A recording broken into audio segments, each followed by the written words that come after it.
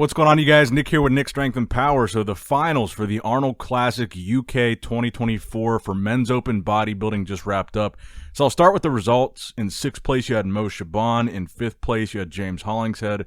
In 4th place, you had John De La Rosa. And in 3rd, Akeem Williams. We're going to talk about that a little bit later. But the top two, in 2nd place, you had Samson Dauda and Hottie Chupin winning back-to-back Arnold Classic titles. So let's talk about that. Let's look at the comparison for finals of Samson versus Hottie.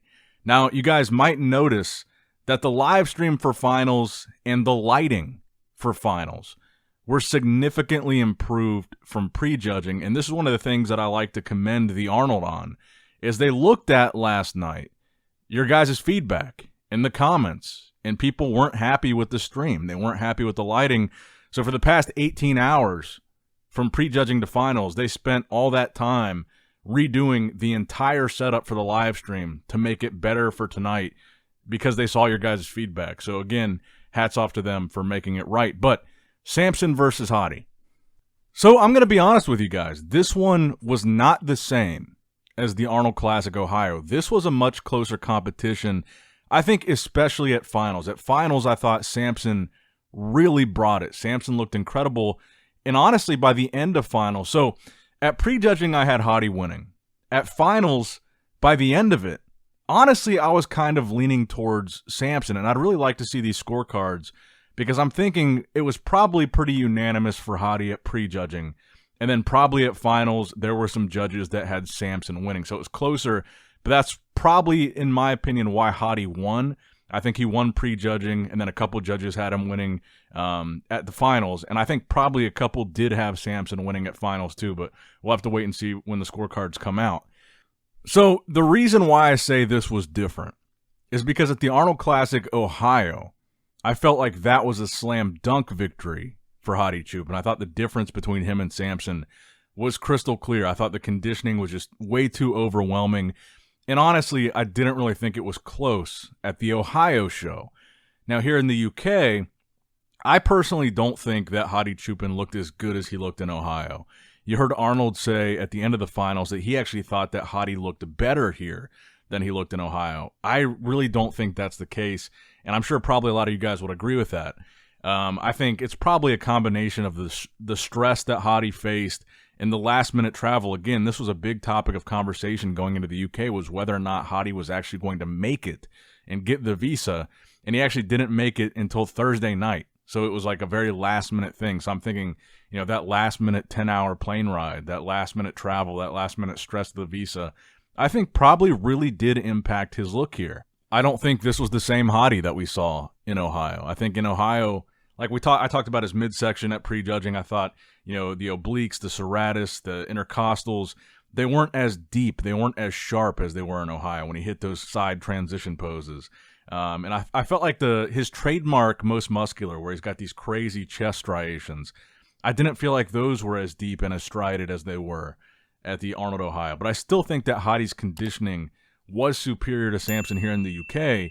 But the margin, the gap between them, I don't think was as great because, to Samson's credit here, and this is why I think this is really impressive, I think Samson did look significantly better than he looked in Ohio, which, all things considered, I went into this show thinking Samson was going to look worse because him and Milo split up. Him and his coach split up after the Arnold Ohio. He was talking about being sick. He was potentially going to be hospitalized. He was dehydrated. He had a respiratory infection.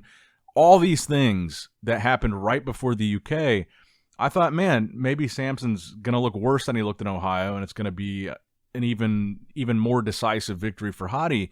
But that was not the case. Samson not only looked great here, but I think he really exceeded everybody's expectations. And that's why I have a feeling we're going to see the scorecards, and there's probably going to be at least one judge that voted for Samson in first, whereas with the Arnold Classic Ohio, there were no judges that had Samson in first on the scorecards. And I'm very curious to see in the comments. I want you guys to voice your opinions on the Hottie versus Samson thing, because I saw a lot of comments today, especially at finals, saying they thought that Samson won. At prejudging, I saw a lot of comments saying they thought that Hottie won. So this seems to be a little bit more of a torn decision. I do think Hottie deserves to win. I just don't think that it was a blowout, kind of like I felt the Ohio show was. I really don't think Ohio was close. But let me know what you guys think in the comments below. Samson versus Hottie. Now, next up, I want to talk about Akeem here, because Akeem did it again. I thought he looked really good at prejudging, but he looked even better here again, just like Ohio.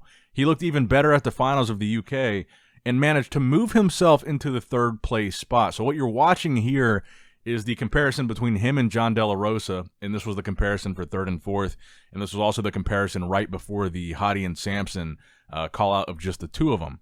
I want to take my hat off to Akeem here. I thought Akeem looked fantastic. This was a really, really solid version of Akeem, and even better than he looked at the prejudging here at the finals, just like in the Ohio. This was for conditioning. Akeem has been a guy that's been really hit or miss when it comes to conditioning. This is honestly one of the better, if not one of the best, conditioned versions of Akeem that I've seen in a long time. I thought he looked great here. And I think beating a guy like John is a guy that at these past two shows, it was his conditioning that really seemed to shine. That was what really pushed John to the top of both these lineups in the Arnold and the UK. So I think not only beating John, but moving up from 6th place in Ohio to 3rd place here is a huge feather in Akeem's cap, beating a guy that was really placing based on how good his conditioning was. I think that's really what pushed John over the top, was being so conditioned. And for Akeem to place ahead of him, I think it's really impressive for Akeem. And I don't want that to get overshadowed, because I know that the Hottie versus Samson aspect of this conversation is a big part of this show. But I think Akeem is also, his story here is pretty impressive. And I think he's going to be a guy to look out for as we get into the bodybuilding season here. I think we might see him do some of these upcoming shows and potentially win one to qualify for the Olympia. So again, those placings tonight were Hottie in 1st, Samson in 2nd, Akeem in 3rd, John De La Rosa in 4th, James Hollingshead in 5th, and Mo Shaban moving just ahead of Antoine Vaillant to take that 6th place spot. So Antoine would have been 7th because there were only 7 competitors. But overall, I mean, back to Hottie. This is a really, really good redemption story here, even though I don't think Hottie looked as good as he looked in Ohio. Winning back-to-back Arnold Classics, the Hottie redemption arc is complete. He lost his Olympia title to Derek Lunsford, and now I think the momentum going into the Olympia for Hottie is tremendous. Winning both of these shows back-to-back, over $400,000 in prize money between the two of them.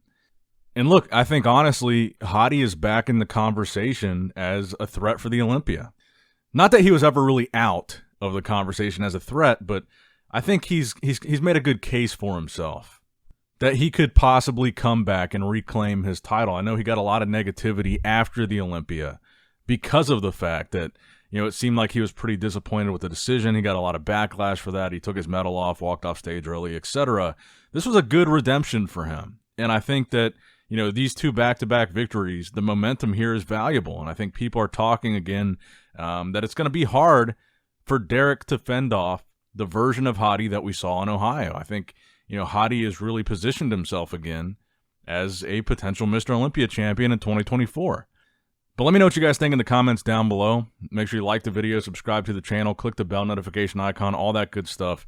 And as always, I love you guys. Appreciate you guys. Nick Strength and Power signing out.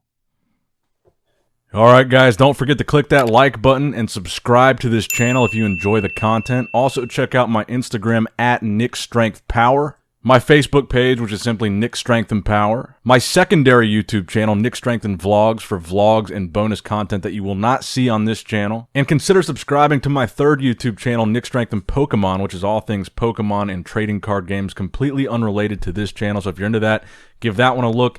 And all links to merchandise and social media will be in the description box below. If you guys want a Nick Strength and Power t-shirt, that will be in the Shopify link below. Have a great day.